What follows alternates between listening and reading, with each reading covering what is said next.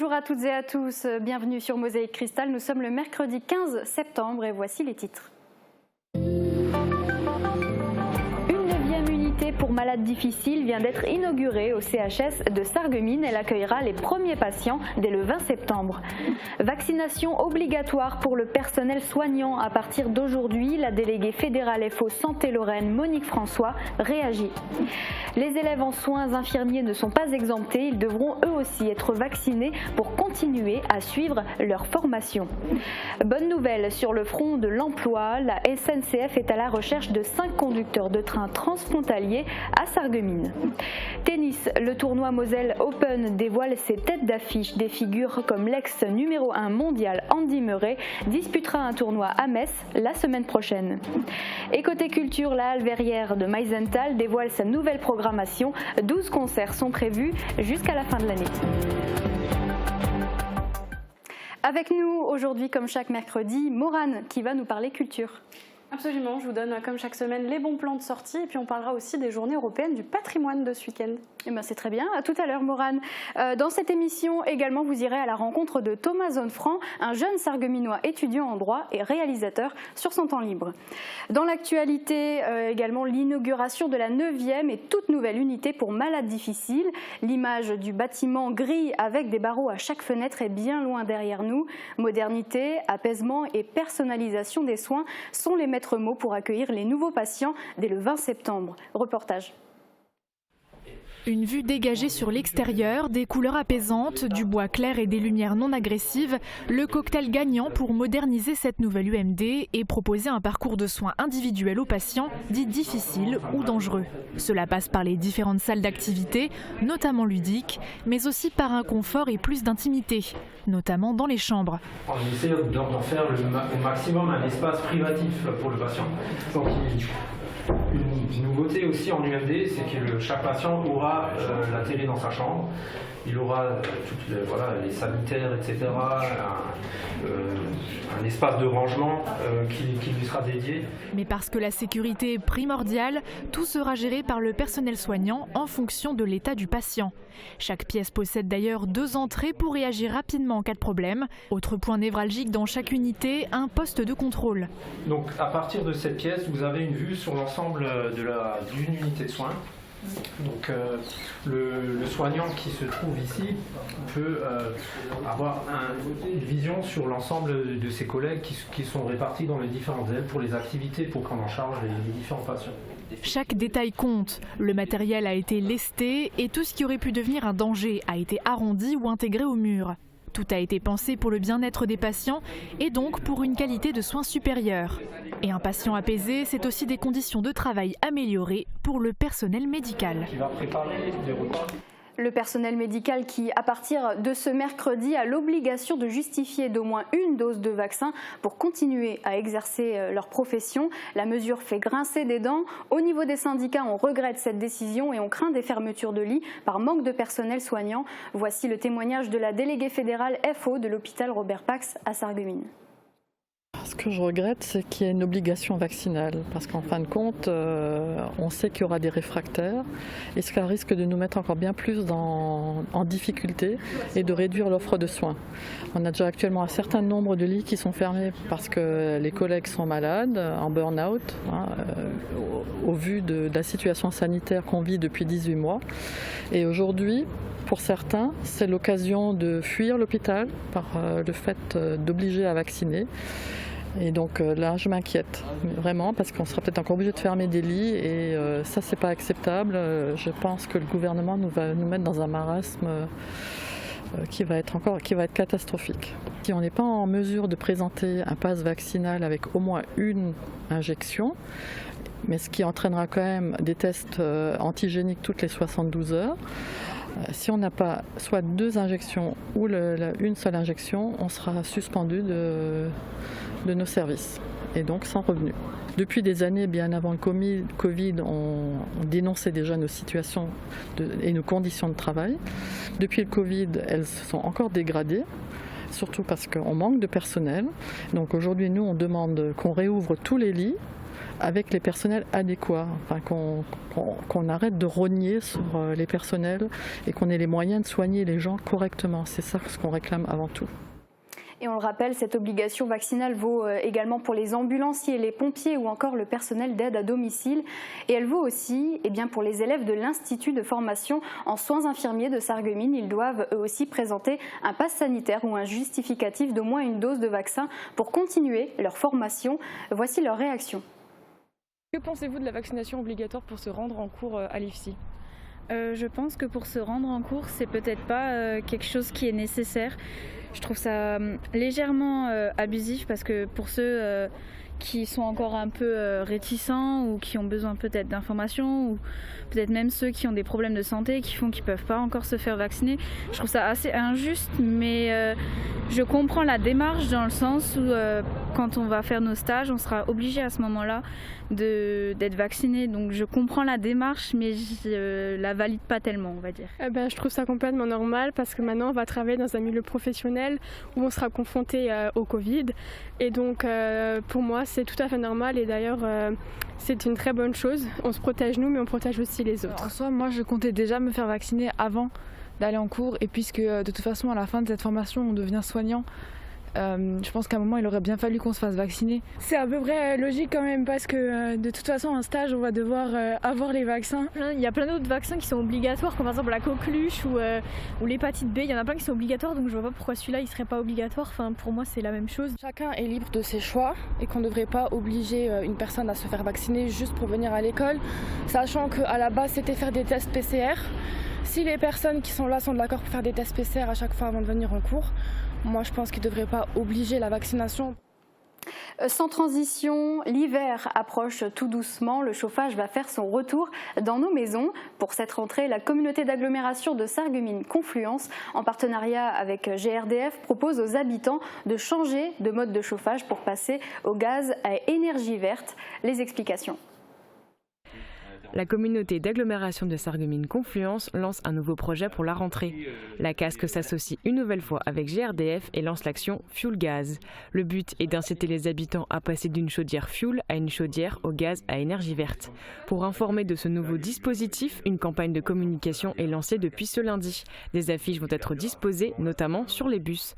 Pour inviter les habitants à changer de mode de chauffage, GRDF offre du 15 septembre à fin octobre le branchement gaz pour tout raccordement à un logement existant. C'est une économie d'à peu près 650 € pour les bénéficiaires. Actuellement, près de 5000 chauffages à fioul sont proches des bornes de rattachement. Le passage à un chauffage au gaz 100% vert permet de faire des économies, de rejeter moins de CO2 et ainsi de réduire les particules fines dans l'atmosphère. Bonne nouvelle sur le front de l'emploi, la SNCF recrute actuellement à Sarreguemines 5 conducteurs de train transfrontaliers. Découvrez quelles sont les conditions pour prétendre à cet emploi dans ce reportage de Marie-Morgane Pires et Guillaume Dumonteil. C'est une première à Sarreguemines. La SNCF est à la recherche de 5 conducteurs de train transfrontaliers dans la cité des Faïences. C'est une vraie chance, une chance pour le bassin d'emploi, pour recruter des jeunes ou moins jeunes du secteur, surtout l'arrondissement, des abords de Sarreguemines ou du Pays de Bitche. C'est une vraie chance que de débuter ici dans un métier qui sera à la fois la conduite des trains français et sur le territoire allemand. C'est une vraie compétence. Olivier Weber occupe déjà un poste similaire. Il est originaire de Sarreguemines, mais avant de pouvoir exercer son emploi ici, il a dû s'éloigner de sa région natale. J'ai démarré ma carrière à Mulhouse et ensuite j'étais à Voipy et ensuite je suis venu à Sarreguemines. Vu que le recrutement actuel se déroule à Sarreguemines, si des candidats originaires de la région répondent aux critères de sélection, ils pourront directement travailler ici. Si 5 postes sont à pourvoir à Sarreguemines, c'est en raison de départ en retraite, mais pas seulement. La SNCF a l'intention de proposer davantage de trains à destination et en provenance d'Allemagne. Ces dessertes vont évoluer, vont être doublées d'ici 2025 et nous nous préparons d'ores et déjà à cette hausse de charge de travail en recrutant notamment des conducteurs que nous souhaitons être bilingues. C'est aussi une des particularités de ce recrutement. Pour postuler, il convient d'envoyer CV et lettre de motivation à l'adresse qui s'affiche sur votre écran en précisant en objet CDI conduite. Les candidats et candidates doivent avoir un niveau bac, bac+2 ou bac+3 et avoir une expérience dans le domaine électrique, électrotechnique ou mécanique. Ils doivent aussi, bien évidemment, être bilingues allemands. La SNCF forme pendant 11 mois ses futurs conducteurs de train en interne, avec une alternance de cours théoriques à Nancy et le stage pratique à Sarreguemines. Cette formation est financée et rémunérée. Côté sport, retour sur le parcours incroyable de notre tennisman local aux derniers Jeux paralympiques de Tokyo. Nicolas Pfeiffer, médaillé d'or en tennis fauteuil, a été nommé officier de l'Ordre national du mérite par le président de la République en personne. Pour rappel, l'Ordre national du mérite est le second ordre national après la Légion d'honneur. Il a pour vocation de récompenser les mérites distingués et d'encourager les forces vives du pays. À travers cette cérémonie qui s'est déroulée ce lundi à l'Élysée, Emmanuel Macron a salué l'engagement de ces athlètes qui représentent les valeurs du sport et de l'olympisme français. Encore un grand bravo à Nicolas Pfeiffer. Tennis toujours, à quelques jours du début du tournoi Moselle Open. Une conférence de presse a été menée pour présenter le programme de la compétition. Ex-numéro 1 mondial, l'Écossais Andy Murray a accepté de venir disputer le tournoi à Metz la semaine prochaine. Blessé, le vainqueur de l'édition 2019, Jo-Wilfried Tsonga, devrait également pouvoir défendre son titre aux arènes de Metz. Reportage d'Arnaud Desmerlet et Florian Tonizzo. Un ex-numéro 1 mondial au Moselle Open. Après le Russe Marat Safin en 2006, les Espagnols Juan Carlos Ferrero et Carlos Moya, respectivement en 2006 et 2008, c'est l'Écossais Andy Murray qui revient à Metz pour la première fois depuis 14 ans et sa finale perdue à l'époque face à l'Ibérique Tommy Robredo. Double champion olympique en simple, vainqueur de 3 titres du Grand Chelem, il a montré lors du dernier US Open face au Grec Stefanos Tsitsipas qu'il était en forme malgré sa blessure récurrente à la hanche. Alors c'est vrai que ces dernières années, son niveau était loin d'être satisfaisant. C'est pour ça que les discussions étaient entamées depuis un bon moment avec lui, mais on attendait de voir qu'il y ait un déclic et cette US Open a été un moment très important puisqu'il a poussé Tsitsipas en 5-7 avec un match affolant. Quand il est venu me voir, il m'a dit « Yves, qu'est-ce que t'en penses ?» Je lui ai dit « Moi, si t'arrives à faire venir Murray, s'il te plaît, en or, hein, t'as quand même un mec de médaille d'or, 2 fois Wimbledon, une fois Flushik Meadows, un type quand même qui a du caractère, du charisme. » Malgré les forfaits de David Goffin, le vainqueur 2014, ainsi que les futures stars de la planète tennis, l'Italien Yannick Sinner et l'Espagnol Carlos Alcaraz, le plateau est d'une densité folle. Les Français Arthur Rinderknecht et Richard Gasquet intègrent le tableau final. Surtout pour la première et sans doute dernière fois, il y aura les 4 mousquetaires avec également Gilles Simon, Gaël Monfils et Jo-Wilfried Tsonga, bon pour le service. Et des têtes d'affiche aussi sont à retrouver à l'occasion de la saison culturelle de Sarreguemines. 1900 billets de spectacle, dont près de la moitié sur Internet, ont été vendus hier lors de la première journée. Le top 3, c'est le concert de Dany Briand chante Aznavour, la pièce de théâtre Plaidoirie avec Richard Berry et l'humoriste Gaspard Proust. Pour le moment, aucun spectacle n'affiche complet. Vous pouvez de ce fait acheter vos billets encore aujourd'hui à l'Hôtel de Ville. À partir de demain, ce sera à l'Office de tourisme et sur le site www.sarreguemines.fr reste accessible 24 heures sur 24. Voilà pour Sarreguemines, direction Meisenthal maintenant et plus précisément à la Halle Verrière. Le CADAM vient de dévoiler sa nouvelle programmation, reportage de Maureen Grandcola. Suzanne, Cali, l'Officine du Gueux ou encore Thomas Dutronc. Voici les têtes d'affiche pour la nouvelle programmation de la Halle Verrière prévue pour cette fin d'année. L'année dernière, le contexte sanitaire avait obligé le CADAM à reporter plusieurs dates. La Halle Verrière reprend donc là où elle s'était arrêtée, avec de nouveaux artistes pour une programmation musicale qui se veut éclectique, dans le but de renouer avec le public. Notre volonté, c'était d'ouvrir au maximum la programmation, naviguer un peu entre différentes formes artistiques, du jazz au métal, et permettre à un grand nombre de nos spectateurs de pouvoir assister effectivement à un spectacle ici, dans la boîte noire, et profiter de cet équipement qui est assez incroyable.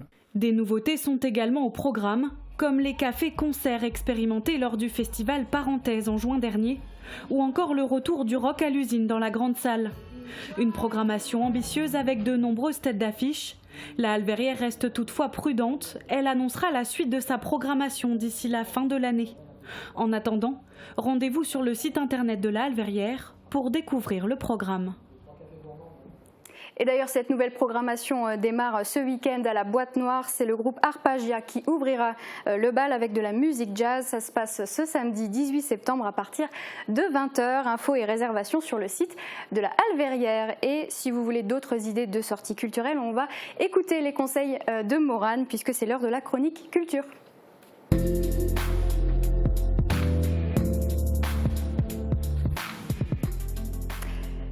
Morane, comme chaque début de chronique, tu commences d'abord par nous donner les bons plans de sortie. C'est ça, sortez vos agendas, c'est parti.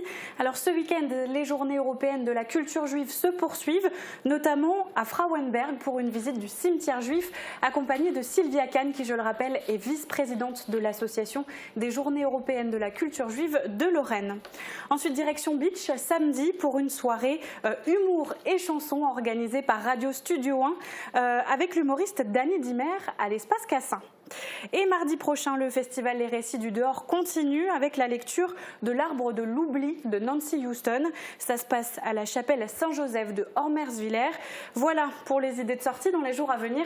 Mais n'oubliez pas qu'il faut absolument réserver vos places auprès des organisations concernées. C'est tout pour aujourd'hui ? Alors non, il m'en reste encore plein d'idées, mais je les gardais dans ma manche, parce qu'aujourd'hui, on va surtout s'intéresser au programme des Journées européennes du patrimoine qui se déroule ce week-end. Alors je vous conseille de prendre des notes, parce que pour cette 37e édition, il y a de quoi faire. Côté Beacherland, rendez-vous à l'espace Mémoire pour découvrir l'histoire des combats pour la libération de Beach. Vous pourrez aussi faire un tour au musée du Cristal de Saint-Louis pour découvrir les collections historiques de la manufacture, ou encore vous rendre au Moulin d'Eschviller pour profiter du cadre avec notamment une visite guidée du rucher, de la scierie et du moulin. Mais aujourd'hui, tu nous mets l'eau à la bouche, décidément. Est-ce que tu en as plus encore pour nous ? Oui, Margot, j'en ai encore. Alors, que seraient les journées du patrimoine sans une visite du site du Simserhof ? Des visites sont prévues donc à l'intérieur du fort, mais aussi à l'extérieur, et ce, en gyropode. C'est les engins, les fameux engins à 2 roues, là. Et puisqu'on parle de fort, il y a aussi le fort Saint-Sébastien de Beach, qui prévoit une exposition photo sur le lieu, mais aussi une lecture qui raconte le siège de Beach de la guerre de 1870. Alors ça, c'était côté Pays de Beach. Qu'est-ce qui se passe du côté de la Casque ? Alors des tas de choses aussi, Déjà les musées de Sarreguemines vous accueillent pour des visites tout le week-end. Alors ça se passe au Moulin de la Blise, au musée de la Faïence ou encore au jardin des Faïenciers. Ensuite, direction le parc archéologique de Bliesbruck-Ranheim qui vous accueille pour des visites guidées, mais aussi un atelier boulangerie sur l'art de faire du pain à la romaine, s'il vous plaît. Allez, je suis sûre que tu en as une petite dernière pour nous. Tu es très exigeante, Margot, aujourd'hui. Alors, à Sarralbe, il y a la visite guidée de la cathédrale de la Sarre, superbe édifice à découvrir d'ailleurs. Et puisqu'on parle des édifices religieux, il y a aussi l'église de Zétain à découvrir. Alors évidemment, le programme il est encore très long comme le bras, mais je peux malheureusement pas tout énumérer. Alors je vous propose de vous tourner directement vers les offices de tourisme qui sauront vous aiguiller, donc notamment celle du Pays de Beach et celle de Sarreguemines. Voilà, donc encore une fois, je le répète, certains événements sont soumis à la réservation. Alors n'attendez pas pour réserver vos places, elles partent très vite. Merci pour ces idées de sortie. Alors du coup, puisqu'on parle des journées du patrimoine, je me pose la question, pourquoi elles ont été créées ces journées ? Alors déjà, il faut savoir que ces journées européennes du patrimoine, elles sont made in France. Et à l'origine, les journées européennes du patrimoine, c'était sur une seule journée. Et ça s'appelait la journée porte ouverte dans les monuments historiques. Donc ça, c'était la première affiche. C'était en 1984. Et c'est Jack Lang, ministre de la Culture à l'époque, qui a lancé ce projet. Alors ça a cartonné. Et l'année d'après, il a décidé d'en parler au Conseil de l'Europe, qui a tout de suite adopté le projet et puis qu'il a étendu au niveau européen. Alors, les journées européennes du patrimoine, les fameuses JEP, qui se déroulent généralement le 3e week-end du mois de septembre. Et pour répondre à ta question du pourquoi elles ont été créées, bien c'est simple. Le but est de conserver, restaurer, protéger et valoriser l'ensemble du patrimoine européen commun. Je ne savais pas du tout que c'était français. C'est toujours bon d'avoir des petites infos pour briller en société. Du coup, je voulais savoir, toi, c'est quoi ton programme pour ce week-end ? Alors moi, je vais me tourner plutôt vers les événements un peu plus insolites, on va dire, comme la visite des souterrains de la citadelle de Beach, qui sont habituellement fermés au public. Alors c'est la 13e fois que le site propose cette animation. Et petit plus, cette année, il est aussi possible de visiter le chantier de restauration à la citadelle qui a été lancé cette année, grâce à la mission Berne notamment. Et dans le coin de Sarreguemines, il n'y a rien qui te tente? Ah bah si aussi, hein, évidemment. Alors j'avais prévu aussi d'aller visiter le château Utzschneider, le château de la Casque. Alors je ne savais pas du tout qu'il s'appelait le château Utzschneider. La visite propose de découvrir bien l'architecture, mais aussi l'histoire de ce lieu avec ses nombreux propriétaires qui se sont succédés depuis le début du XXe siècle. Et puis j'avais aussi envie d'aller voir le fameux pavillon Geiger qui se trouve du côté du casino et qui ouvre ses portes une fois par an à l'occasion de ces journées européennes du patrimoine. Donc il faut vraiment en profiter. Eh ben, ça m'intéresse, je veux bien t'accompagner si tu es d'accord. Bah, avec plaisir Margot, et puis si tu me permets une dernière information, il y a une petite nouveauté qui va être dévoilée ce vendredi du côté du musée de la Faïence. Alors c'est une nouvelle expo qui va prendre place dans le parcours d'exposition permanent. C'est à découvrir en exclusivité ce week-end au musée de la Faïence durant les journées du patrimoine. Eh bien, merci beaucoup Morane pour ces informations et on te retrouve bien sûr la semaine prochaine. On se retrouve juste après la pub. On ira à la rencontre d'un jeune réalisateur sarregueminois et d'une vitrailliste vosgienne installée depuis 40 ans. A tout de suite. Retrouvez votre programme avec le Crédit Mutuel, partenaire des grands événements de votre région. Une banque qui appartient à ses clients, ça change tout. Bonjour tout le monde, la journée de demain sera plutôt bien ensoleillée malgré quelques passages nuageux. Quelques averses sont attendues sur notre secteur, mais les éclaircies se font de plus en plus belles en cours de journée. Les températures minimales se rafraîchissent avec 9 à 11 degrés, les maximales iront de 19 à 21 degrés. Demain nous fêtons les Edith et il fera jour de 7h09 à 19h42. Passez tous une belle journée et à demain. C'était votre programme avec le Crédit Mutuel, partenaire des grands événements de votre région. Une banque qui appartient à ses clients, ça change tout. Et si les créateurs italiens influençaient l'aménagement de votre maison? Cuisine, salle de bain, carrelage, Cesa au centre de la Rotonde à Sarreguemines vous propose un vaste choix et un excellent rapport qualité-prix. C'est le mois anniversaire chez Cuisine Schmitt Sarreguemines.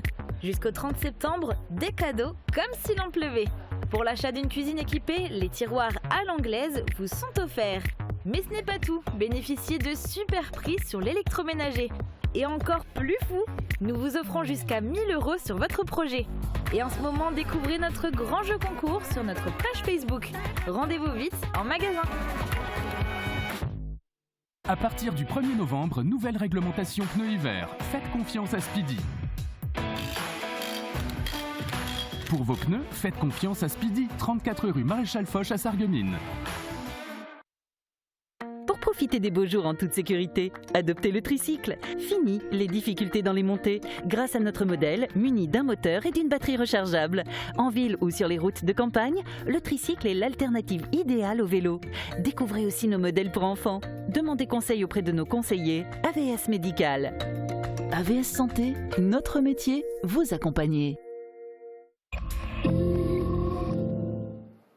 On retrouve l'équipe d'ICAM Productions. Souvenez-vous, ces jeunes ont tourné un court-métrage cet été dans le secteur.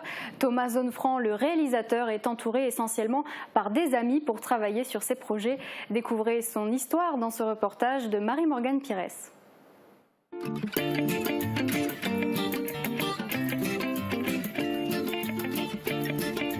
Si l'association ICAM Productions vient tout juste d'être créée, son histoire remonte il y a 8 ans.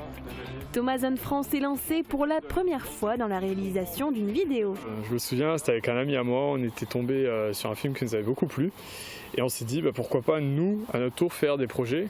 Et puis l'idée nous est venue comme ça, d'un coup on s'est dit tiens, on a des téléphones, je me souviens à l'époque on avait une petite caméra et on s'est dit on peut commencer par ça et puis on verra ce que ça donne plus tard.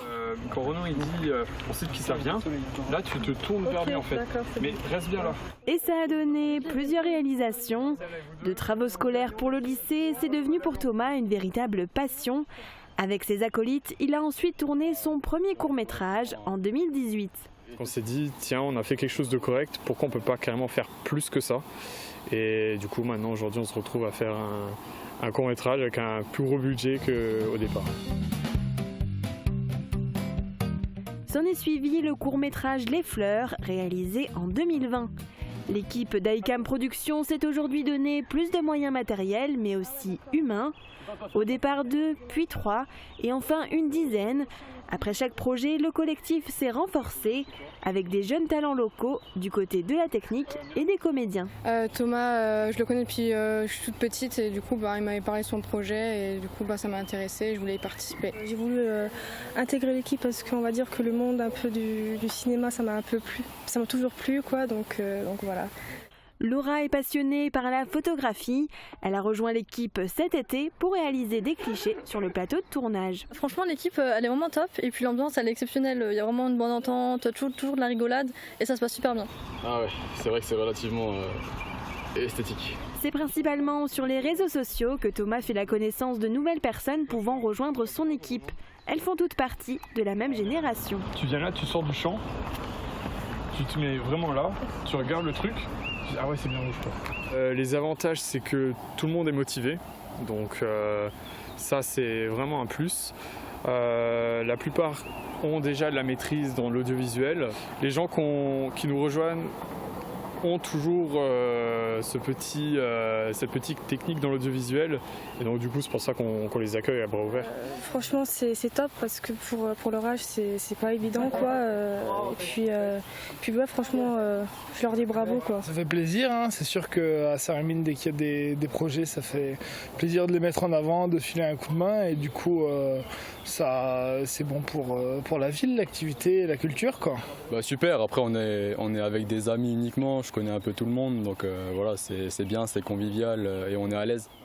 Désormais, ICAM Production s'est lancé en tant qu'association et a des projets plus ambitieux. On voudrait potentiellement viser plus haut, pas que le local, au moins le régional. Donc voilà, partir sur des productions beaucoup plus grosses, en partenariat avec les villes comme Sarreguemines, comme Metz, comme Saint-Avold.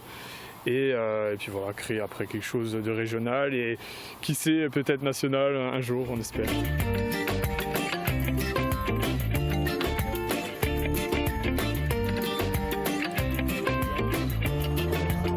Scène 2 plus 3. En position. Non, alors là, vous regardez, vous faites le dialogue depuis le début. Artisane, créatrice et restauratrice de vitraux, Claire Henry est vitrailliste, un métier d'art qui perpétue les mêmes gestes depuis des siècles, mais difficile de rester visible dans le contexte sanitaire actuel, avec l'annulation de nombreux salons et d'événements d'art. Aujourd'hui, nous mettons ces artisans en lumière. Voyez plutôt. Ce bruit de la lame qui crisse sur le verre, on appelle cela le chant du cygne. Claire Henry a commencé dans le métier en 1981 dans l'atelier familial, s'est perfectionnée auprès d'artisans de renom, de maîtres verriers de l'école du vitrail d'Andrieux en région parisienne. Elle est vitrailliste depuis 40 ans et passionnée par ce métier qui illumine ses journées. Quand on fait une restauration, tout d'un coup on a un rayon de soleil et traverse le vitrail et hop, sur le mur on a des teintes qui s'affichent, un nuage, ça disparaît. C'est le temps suspendu.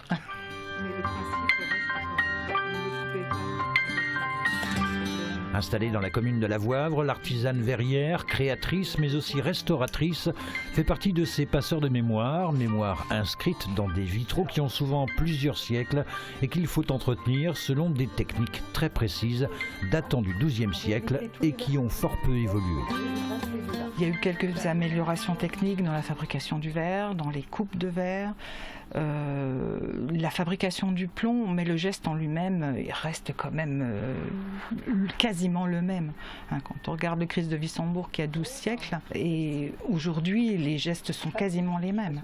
Des particuliers, des collectivités, l'évêché également sont ses clients réguliers, essentiellement du Grand Est.